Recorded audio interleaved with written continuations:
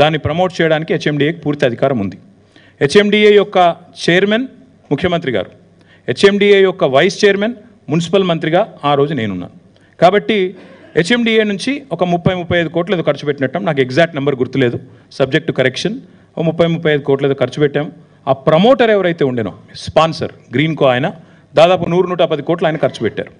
ఏం లాభం వచ్చింది మరి హైదరాబాద్కి అని చెప్పి మాకు ఫిబ్రవరిలో రేస్ అయిన తర్వాత, మాకు నిజానికి మేము చేయలేదు ఈ స్టడీ, కొత్త సిటీలో రేస్ అయిన తర్వాత ఏం జరిగింది అని చెప్పి నెల్సన్ అనే ఒక సంస్థ వాళ్ళు అధ్యయనం చేశారు. అధ్యయనం చేసి వాళ్ళు ఇచ్చిన రిపోర్ట్, ఇంత పెద్ద రిపోర్ట్ ఉంది, మీరు అందరికీ కూడా కాపీస్ ఇస్తాను, దయచేసి చూడండి. ఇది నా కవిత్వం కాదు, నెల్సన్ అనే సంస్థ ఇంటర్నేషనల్ ఏజెన్సీ ఇది. ఇదేదో హైదరాబాద్లో అమీర్పేటలోనో లేకపోతే ఢిల్లీలో సిపిలోనో ఉండేది కాదు, ఇది నిజంగా కూడా ఒక రెప్యూటెడ్ ఇంటర్నేషనల్ ఏజెన్సీ. వారు ఇచ్చిన రిపోర్ట్, వారు ఏం చెప్పారంటే హైదరాబాద్ నగరానికి ఈ రేస్ వల్ల, ఫిబ్రవరి 23లో జరిగిన రేస్ వల్ల $82 మిలియన్ ఎకనామిక్ బెనిఫిట్ వచ్చింది నగరానికి. ఎట్లా వస్తుంది ఎకనామిక్ బెనిఫిట్ ఒక నగరానికి అంటే, ట్రావెలు, జిఎస్టీ పేమెంట్స్, ఇండైరెక్ట్గా జరిగే ప్రచారము, 50 కంట్రీస్లో మనకి జరిగే విస్తృతమైన మనకు లభించే విస్తృతమైన పబ్లిసిటీ, ఎన్నింటి వల్ల అల్టిమేట్గా మనకి బ్రహ్మాండంగా విస్తృతమైన ప్రచారం వచ్చింది, లాభం జరిగిందని చెప్పి ఈ నెల్సన్ అనే సంస్థ ఇచ్చిన అధ్యయన రిపోర్ట్.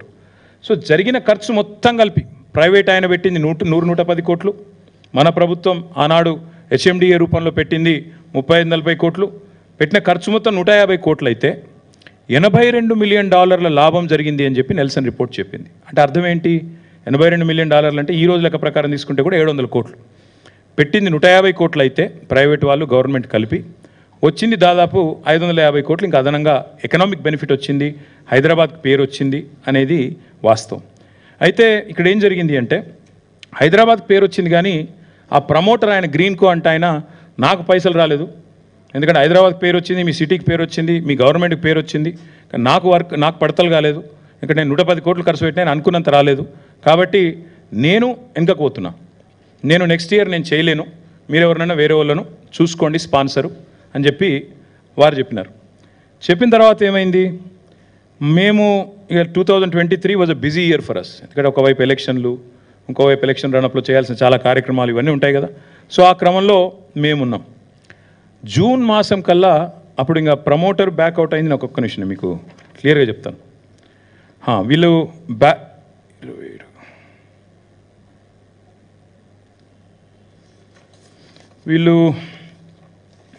ఒక సెకండ్, మొత్తానికి గ్రీన్కో వాళ్ళు బ్యాక్అవుట్ అయిపోయారు. బ్యాక్అవుట్ అయిపోయిన తర్వాత మనకి జూన్ మాసం, జూన్ జూలై ఆ టైంలో నాకు ఆనాటి మా సెక్రటరీ అరవింద్ కుమార్ గారు నా దగ్గరికి వచ్చారు. వచ్చేసారి మరి నెక్స్ట్ ఇయర్ రేస్, ఎందుకంటే 4 సంవత్సరాలకు మనం సైన్ చేసాం అగ్రిమెంట్, మనం గవర్నమెంట్తో వాళ్ళ అగ్రిమెంట్ 4 సంవత్సరాలకు ఉంది. మరి ప్రమోటర్ బ్యాక్అవుట్ అయ్యాడు, ఎట్లా ఏం చేయమంటారు అన్నారు. నేనేం చెప్పానంటే ఈ రేసు, ఎందుకంటే నా ఉద్దేశం, నా మనసులో ఉన్నది చెప్తున్నాను మీకు. నా ఆలోచన ఏముండే అంటే, అల్టిమేట్గా ఎలక్ట్రిక్ వెహికల్స్ తెలంగాణ హబ్ కావాలి అంటే మేము చాలా కాన్ఫిడెంట్గా ఉంటాం, మళ్ళీ గవర్నమెంట్ మనదే వస్తుంది తప్పకుండా. మనం 2వ సంవత్సరంలో కాకపోతే 3వ 4వ సంవత్సరంలో అల్టిమేట్గా ఎలాన్ మస్క్ లాంటి పట్టుకొని రావాలా, పట్టుకొచ్చి హైదరాబాద్ని తెలంగాణని షోకేస్ చేసి, మనం టెస్లా కూడా అవసరమైతే భవిష్యత్తులో ఇక్కడికే వచ్చేటట్టు చేయాలి, ఎందుకంటే వాళ్ళకు కూడా ఇండియా ప్లాన్స్ ఉన్నాయి. ఈవెంట్ చుట్టూ అట్లా ప్రపంచం దృష్టిని ఆకర్షించాలనేది మా ప్రయత్నం.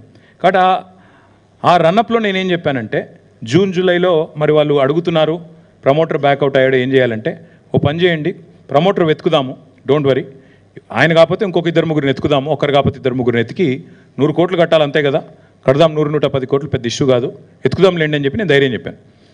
బ్యాడ్ లక్ ఏంటంటే మనకి మేము ఇక ఎలక్షన్ రన్అప్లో పడిపోయాం. నేను ఇక నా హడావుల్లో నేను తిరుగుతున్నాను. మా అరవింద్ కుమార్ గారు ప్రయత్నం చేసినారు కానీ దొరకట్లేదు. మాకు 3rd ఆగస్ట్ 2023 నాడు ఒక ఈమెయిల్ వచ్చింది. దిస్ ఇస్ ద ఈమెయిల్, చదివి వినిపిస్తాను. ఇది ఫార్ములా ఈ వాళ్ళ నుంచి నాకు ఒక ఈమెయిల్ నాకు రాశారు. Copy to Arvind Kumar, special chief secretary, minister నేను అన్నాడు.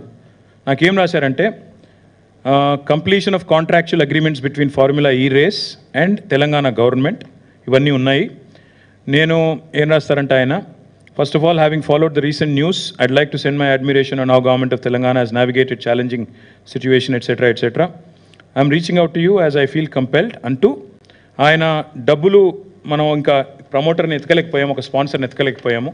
కాబట్టి ఇది 3 ఆగస్ట్ అని చెప్పి నెక్స్ట్ ఇయర్ మీరు కనుక నెక్స్ట్ ఇయర్ క్యాలెండర్లో మీరు ఉండాలనుకుంటే ఆయన చెప్పింది ఏమంటే 16 ఆగస్ట్ లోపల మీరు దయచేసి మాకు చెప్పండి మీకు కావాలా వద్దా అని చెప్పి వారు ఇవన్నీ కూడా కాపీస్ మీకు ఇస్తాను. నా దగ్గర ఇలా దాచడానికి ఏం లేదు, మీకు అన్ని కాపీస్ ఇస్తాను, దయచేసి మీరు చూసుకోండి. ఇవన్నీ ఇచ్చిన తర్వాత మీరు కావాలంటే ఎప్పుడంటే అప్పుడు మళ్ళీ ఫోన్లో మాట్లాడవచ్చు, నాతో జూమ్ కాల్లో ఉండొచ్చు అని ఆల్బర్టో లాంగో, ఈయన founder and chief championship officer of formula ఈ, ఆయన రాసిన లెటర్ 3 ఆగస్ట్ 2023. దాని తర్వాత మాకు ఇక అప్పుడు ఉన్న ఎలక్షన్ రడప్లో నేనున్నాను. నేనేం చెప్పానంటే అరవింద్ కుమార్ గారికి ఒక పని చేద్దాం, హెచ్ఎండిఏ యాక్ట్లో మనకు లీజర్ యాక్టివిటీ కానీ రిక్రియేషన్ కానీ ఇవన్నీ కూడా ప్రమోట్ చేసేదానికి అవకాశం ఉంది. 55 కోట్లు ముందు కడదాం మనం, ఎందుకంటే రేస్ ఆపుకోవాలి మనం. ఇంపార్టెంట్ పాయింట్ ఏంటంటే ఇక్కడ రేస్ మన దగ్గర ఉండాలి, పోనీయద్దు. ప్రమోటర్ని ఎత్తుకుదాం, ఏముంది మళ్ళీ గవర్నమెంట్లోకి వస్తాం మనం. దయచేసి మనం తర్వాత నవంబర్ 29 తర్వాత మన అధికారంలోకి వచ్చిన తర్వాత ఎవరో ఒకరు నేను పట్టుకుంటాను బ్రదర్, మీరు వరి కాకండి. అమర్ రాజా లాంటి వాళ్ళు ఇంకోరు ఎవరో 20-25 కోట్లు పెట్టమంటే వాళ్ళకి పెద్ద ఇష్యూ కాదు, పెడతారు అని చెప్పినాక ఓకే అని చెప్పేసి అరవింద్ కుమార్ గారు 2 దఫాలుగా 2 ఇన్స్టాల్మెంట్స్లో, ఎగ్జాక్ట్ డేట్స్ కూడా నేను మీకు చెప్తాను, వాళ్ళకి డబ్బులు పంపించడం జరిగింది. ఎప్పుడు అంటే ఒకటేమో 5 అక్టోబర్ 1 25% కట్టారు. తర్వాత అక్టోబర్ 11, 2023. మొత్తం కలిపి నాకేమైందంటే అప్పుడు నేను నా హడావుడిలో తిరుగుతున్నాను కాబట్టి వారు మాకు అది పంపించిన తర్వాత ఫైల్ పంపించారు. నాకు మినిస్టర్గా 27 సెప్టెంబర్ నాడు ఫైల్ వచ్చింది, ఏది 55 కోట్లు కట్టాలి అనేది. నేను ఓకే అని సైన్ చేసినాను. సైన్ చేసిన తర్వాత కట్టింది మేము అక్టోబర్ 5 ఒకసారి, అక్టోబర్ 11 రెండోసారి, అంటే 2 ఇన్స్టాల్మెంట్లు కట్టాం. కట్టిన తర్వాత వాళ్ళు డిక్లేర్ చేశారు ఎప్పుడు, అక్టోబర్ 19. మేము అక్టోబర్ 5, 11 కట్టిన తర్వాత అక్టోబర్ 19 నాడు హైదరాబాద్ను క్యాలెండర్లో ఇంక్లూడ్ చేస్తూ నెక్స్ట్ సీజన్కి వాళ్ళు స్టేట్మెంట్ ఇచ్చారు. అంటే ఆ డబ్బులు కట్టడం వల్లనే రేసు మనకు మిగిలింది, లేకపోతే రేసు పోయేది, క్యాన్సిల్ అయ్యేది, మనం అబాస్ పాలయ్యేవాళ్ళం. అయితే ఇట్లాంటివి జరుగుతూ ఉంటాయి. ఇది ప్రపంచంలో ఇది మొదటిసారి కాదు, ఇదేం చివరిసారి కూడా కాబోదు. కానీ ప్రభుత్వాలు ఎట్లా దాన్ని హ్యాండిల్ చేస్తాయనే దాన్ని బట్టి వ్యవహారం ఉంటుంది. మాంట్రియాల్ అనే ఒక నగరం ఉంటుంది. మాంట్రియాల్ నగరంలో అక్కడ కూడా ఇదే జరిగింది. అక్కడ ఒక ఎలక్షన్ జరిగి ఒక మేయర్ ఓడిపోయి ఇంకో మేయర్ గెలిచిన తర్వాత ఏమైంది, ఇట్లనే సేమ్ సిచ్యువేషన్ హైదరాబాద్లో ఎట్లయిందో అట్లే. ఏం జరిగింది అక్కడ అంటే మాంట్రియాల్లో ఇట్లే కాంట్రాక్ట్ ఉండే, అగ్రిమెంట్ ఉండే. ఆ కొత్త మేయర్ వచ్చిండు, ఇదేంది నాన్సెన్స్ అని చెప్పేసి క్యాన్సిల్ చేసినాక వాళ్ళు కోర్టుకు పోయినారు. ఫార్ములా ఈ వాళ్ళు కోర్టుకు పోయినాక ఫార్ములా ఈ సూస్ మాంట్రియాల్ సిటీ. తర్వాత ఏమైంది, అక్కడ సిటీ గవర్నమెంట్స్ ఉంటాయి, స్టేట్ గవర్నమెంట్ కంటే కూడా సిటీ గవర్నమెంట్లు మేయర్లు పవర్ఫుల్. అల్టిమేట్గా సెటిల్ చేసుకున్నారు. $3 మిలియన్ కడుతూ మాంట్రియాల్ సిటీ ఆ రేసు విషయంలో జరిగిన బ్రీచ్ ఆఫ్ కాంట్రాక్ట్కి బాధ్యత తీసుకుంటూ $3 మిలియన్ కడుతూ సెటిల్ చేసుకున్నారు. ఇదే మొదటిసారి కాదు, చివరిసారి కూడా కాదు, ఇట్లాంటివి జరుగుతూ ఉంటాయి. కాంట్రాక్ట్ బ్రీచ్లు ఇవన్నీ జరుగుతూ ఉంటాయి. జరిగిన తర్వాత మనకి అల్టిమేట్గా మరి రేసు విషయంలో డబ్బులు కట్టాము, రేసు మనకు ఉంటుందని తెలిసిపోయింది. ఇది 27 అక్టోబర్ నాడు మనకి వాళ్ళు ఆ స్పాన్సర్ ఎవరైతే ఉన్నారో అప్పటిదాకా ఉండే ఫస్ట్ సీజన్లో ఆయన టర్మినేషన్ లెటర్ ఇచ్చేసిండు మనకు. ఇక నేను లేనిలా ఏస్జెన్ అంటే ఆయన గ్రీన్ కో అంటే ఆయన నాకు సంబంధం లేదుగా ఈ రేస్తోని, ఈసారి హెచ్ఎండిఏ కట్టింది డబ్బులు కాబట్టి మీరు చూసుకోండి అని ఆయన ఇచ్చిన లెటరు, ఈ కాపీ కూడా నేను మీకు ఇస్తాను. ఇక తర్వాత మిగతాది మీకు తెలుసు.